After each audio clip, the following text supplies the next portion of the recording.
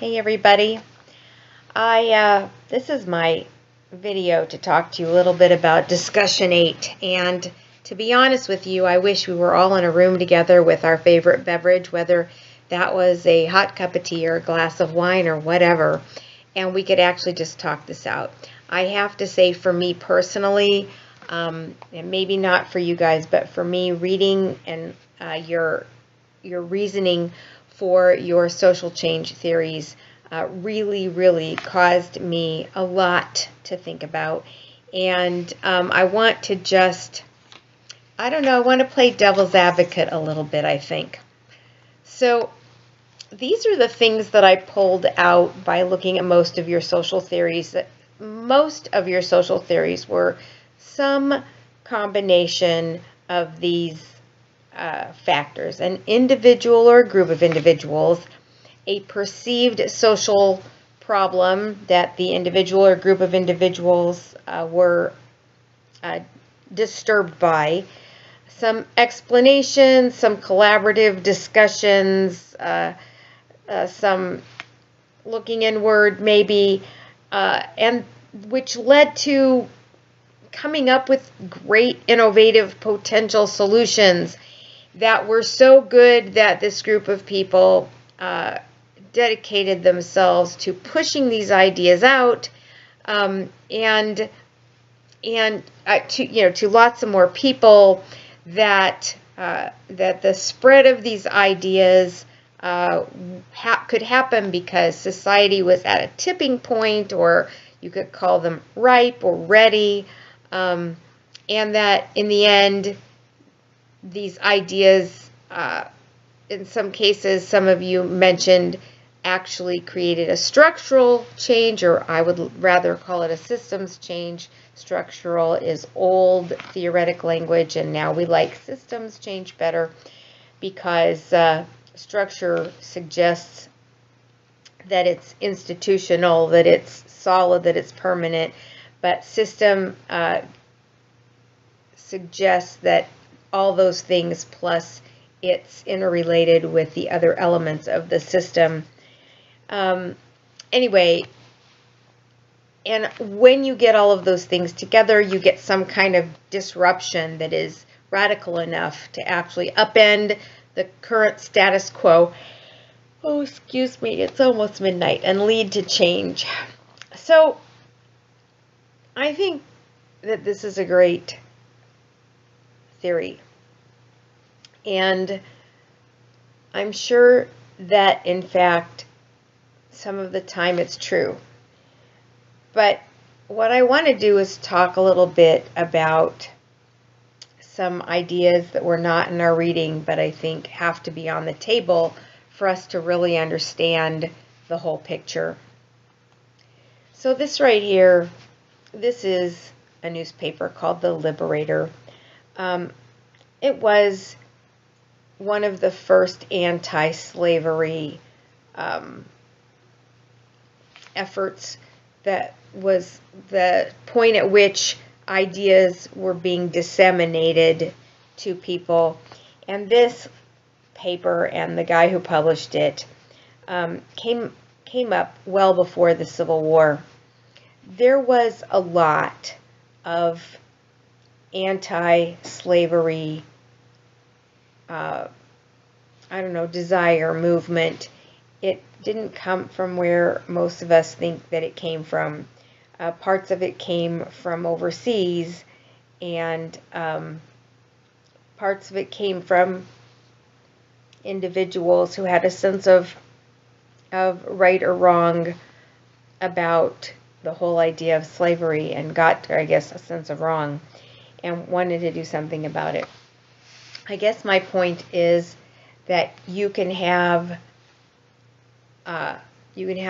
something that really bothers a large number of people. You can have lots of conversation about it. You can come up with some ideas about what ought to happen about it. You can push it out to the public using the news of the day or social media if it's today, and you can still not end up with structural change without more. So what is the more that might have needed to have happened here? Again, my apologies. Well, I would suggest that another factor for social change is that the subject matter has to be allowed to be on the agenda by those individuals or groups who have the actual power or leverage or means to make a change. I'm not suggesting that there is only one way to make a social change. Change might have come anyway with regard to slavery eventually.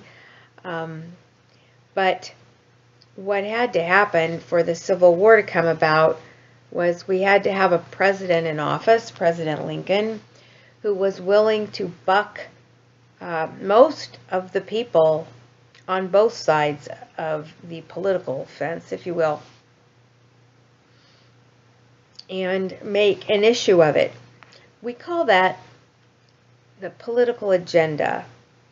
I'll give you a more recent example, not quite as dramatic, but very important. In the first administration of the Obama administration, of the Obama presidency, the Affordable Care Act was passed. Every time we come up with an idea and we legislate it, we create a policy and we write it all down, and we know that the Affordable Care Act was like stacks and stacks of paper, but it all got written down piece by piece. And then it got passed, and then there was, oh, I'm so sorry about my yawning. It's ridiculous. There was some period of time during which the government was given to actually get this thing implemented and rolling, right? Every time we have something that goes from our head to paper to reality, it's a big fat social experiment. The first time you do anything is an experiment. The first time you ever baked a cake, it was an experiment. The first time you ever rode a bike, it was an experiment. You don't expect to succeed your very first time. And most of the time, we give ourselves, the bike. Okay, you're going to fall over a few times, but pretty soon you'll find that you're doing it. So you fall over, you get back on the bike, you try to correct for whatever it was, knowingly you're, oh, for crying out loud, I'm so sorry. I should go to bed, but first I'm going to do this video. Anyway, the point is, we put the Affordable Care Act out there, and some things went wrong and some things went right. There is a whole bipartisan group of people who had been involved with the writing and passage of the bill the first time, a bipartisan group. And those people continued to work on the idea of the Affordable Care Act as they began to see what the problems were that were emerging. They came together and they met and met and met, and they met with the stakeholders and whatever, and they created fixes for the problem parts. And they brought those problem fixes to the first year of President Trump's administration. They brought it to Congress and to the Senate and to President Trump and his administration. But because the election was in part won on a promise to roll back Obamacare, to get rid of it, they didn't want to fix it. What they wanted to do was to get rid of it. And so even though there were all these fixes that might have helped a lot of people, saved some lives, I don't know, made the insurance rates go down, whatever they all were, the potential for those fixes to be put into place just didn't exist. It was not on the agenda of the powers that could have made it happen.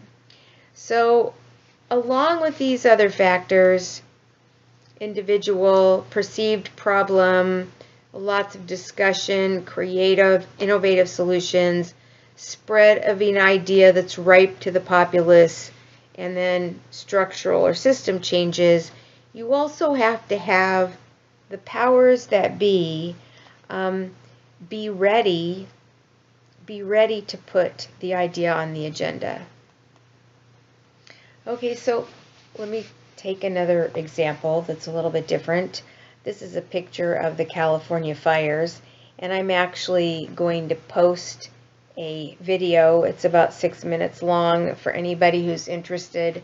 It is not only fascinating about how they're fighting the fire and so forth, it also explains the impact of climate change, measurable climate change, on the exponential growth of fire in the United States, West, Southwest, and the Rocky Mountains, Colorado, New Mexico, Arizona, California, Oregon, Washington. They have all been on fire for a long time, and one goes out, another one starts. So this thing, climate change, clearly meets these criteria.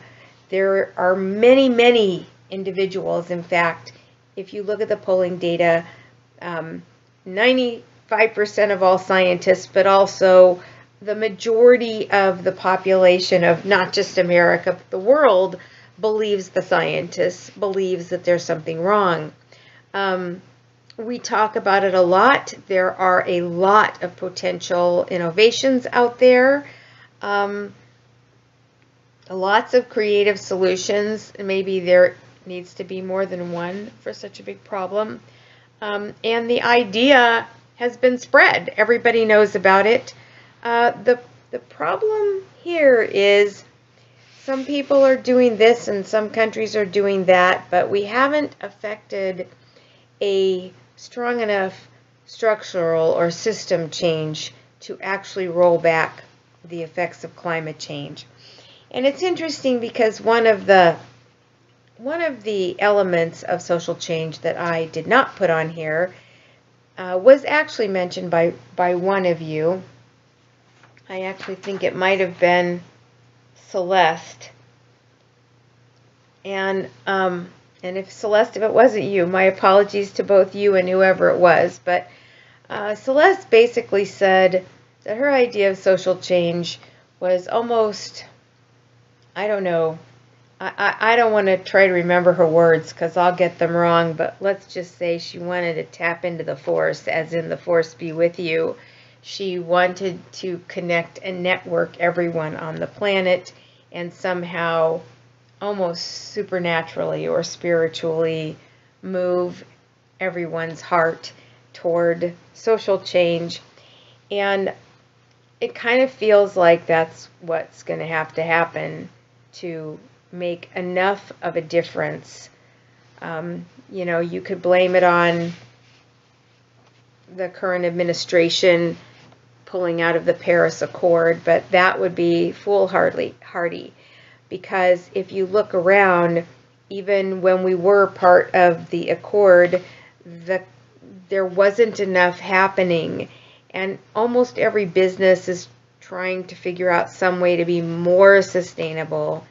But it's not just the business's fault. It's not just the government's fault for pulling out of an accord or for failing to, I don't know, have a fast enough deadline if they're still in an accord. It's our fault for continuing to use plastic bags and for choosing to buy things from far away that have to be shipped. Transportation, CO2 is one of the biggest causes of climate issues, and so on and so forth. In other words, we're knowledgeable, we're ready, at least intellectually, but look at all the things that keep happening. Look at the hurricanes. Look at the fire. What in the world would it take? What,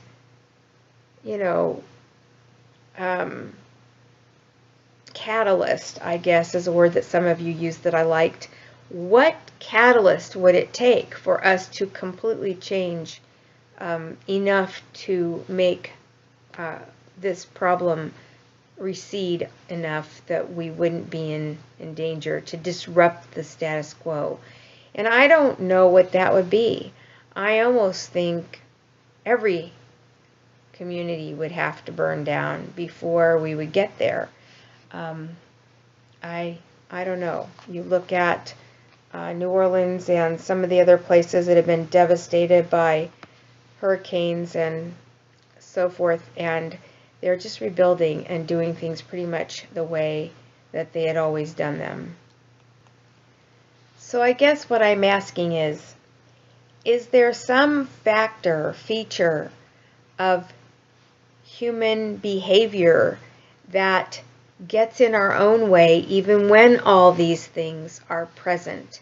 Because it certainly seems like all the elements are in place for us to roll back climate change, but it's not happening.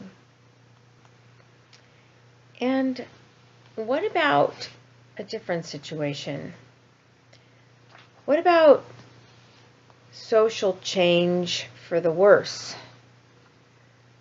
All of these same factors, I guess, that come into play to create positive social change can also come into play to create negative social change.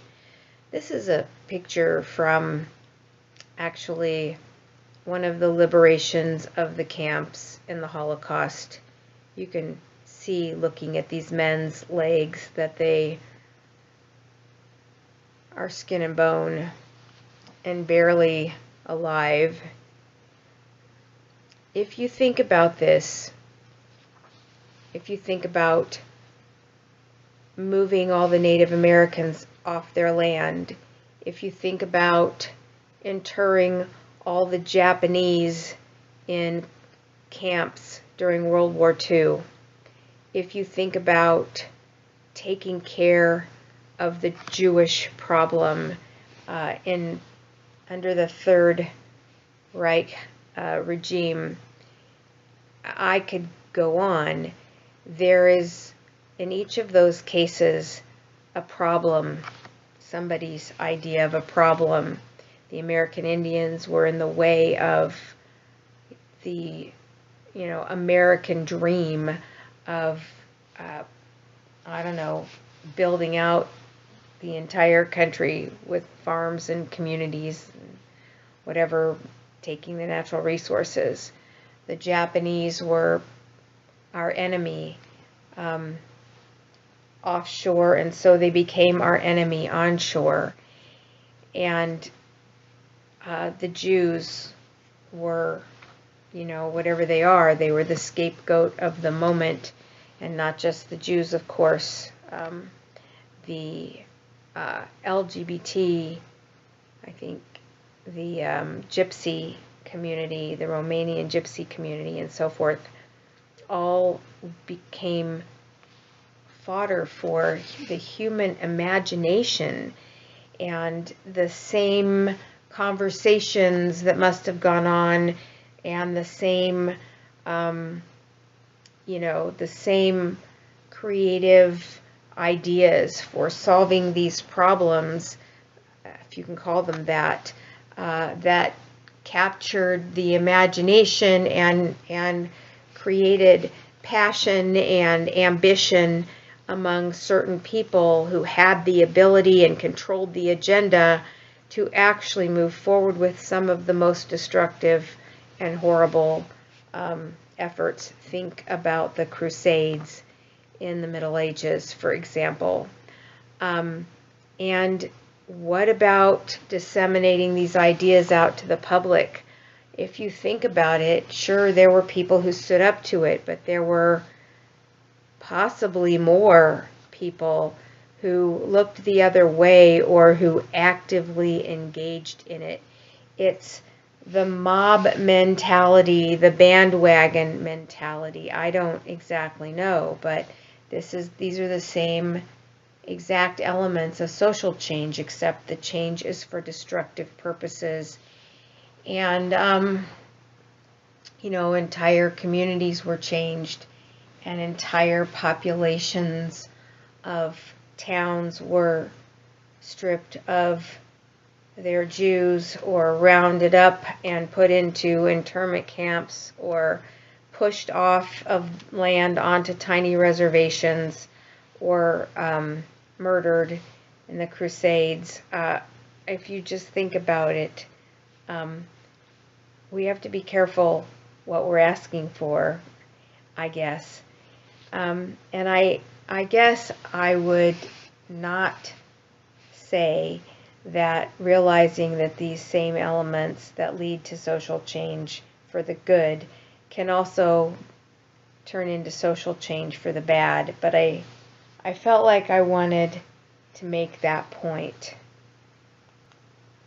There's one last thing that I want to talk about before saying goodnight, I guess.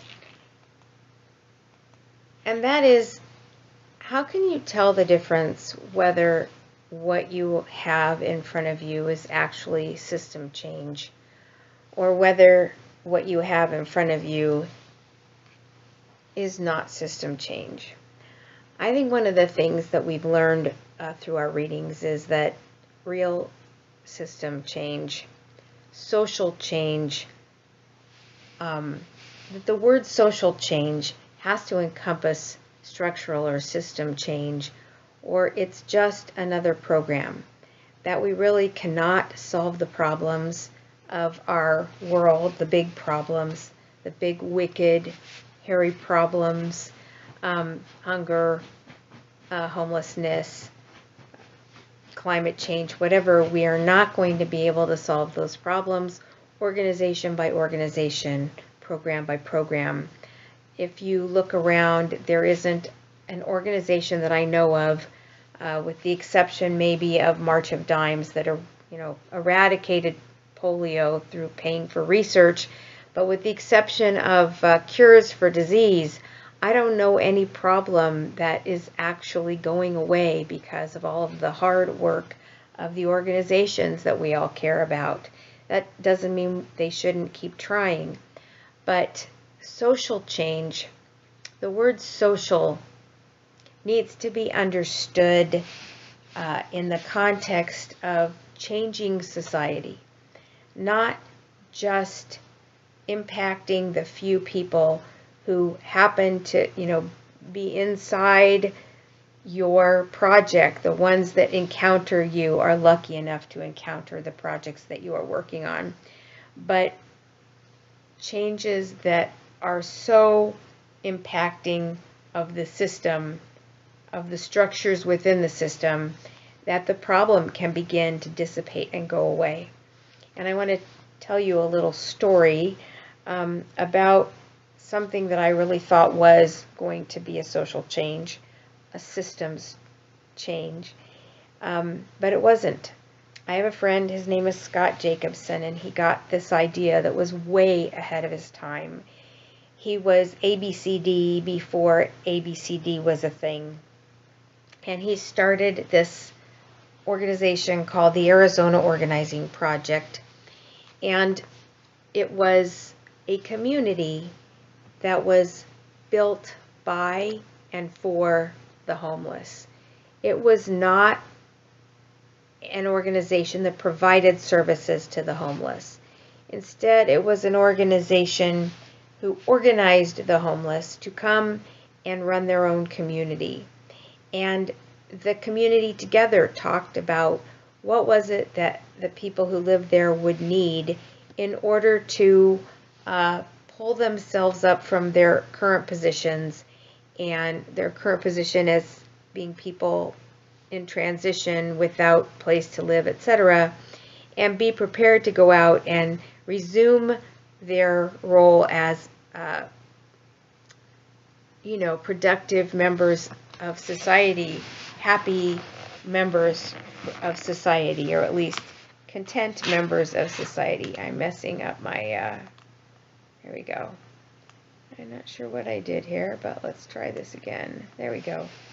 And so what the organization itself did was to find help to bring about the dreams of the community, where the communities, knew that they needed certain kinds of things in the community to make it happen, but that wasn't an asset that was already there. The community provided what it could for itself and then went out in search of the rest of it. Sort of the way that if you moved into a new house, you would bring everything with you had, but if you needed new furniture, you wouldn't hesitate to go out and get it, right?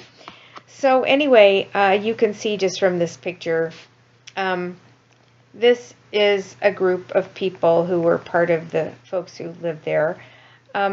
This top picture, you can see the back of a fellow in a wheelchair and the front of a woman. They're both working at workstations, and they learned to work there. They were taught skills. They were prepared to go out on job interviews. They grew their own food. They ran every bit of their own community. And I thought this was great. It was the first organization that I had ever heard of where instead of the organization trying to fix the problems of the clients were given the support to fix their own problems. And I can't tell you that I know exactly what happened. I knew it was a great idea, but I also know that somewhere along the line something happened, and Scott and his partner ended up having to close down the Arizona Organizing Project. And I think now I look back on it and it was very ahead of its time. But what I know is that it didn't change a system. It may have changed some lives during the time that it was open, and that makes its existence worthy and positive for everything that it did do. But it did not change the system. I thought maybe it would be a model and that everybody would follow suit, but it wasn't a model. I think just now it's becoming mainstream to think about asset-based change instead of needs-based service. And I believe that as it becomes more acceptable and younger people who are trained to think this way start taking over from the older people who were not, that we will see more organizing projects like this. But it wasn't social change.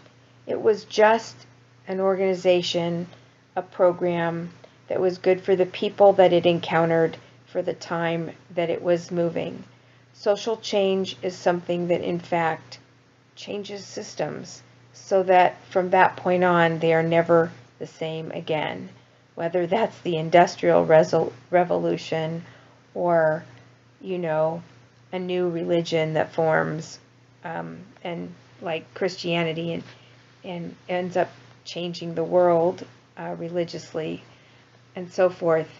I mean, in other words, I'm saying it could be almost any kind of systems change that really does change the world, but it has to have some impact on a structure so that nothing is ever the same afterwards for it to really be social change. And that is 30 minutes of your time. I hope that gives you something to think about. And again, I wish we could have all been in a room together having a conversation, because I was blown away by your ideas in discussion 8. I'm going to bed now.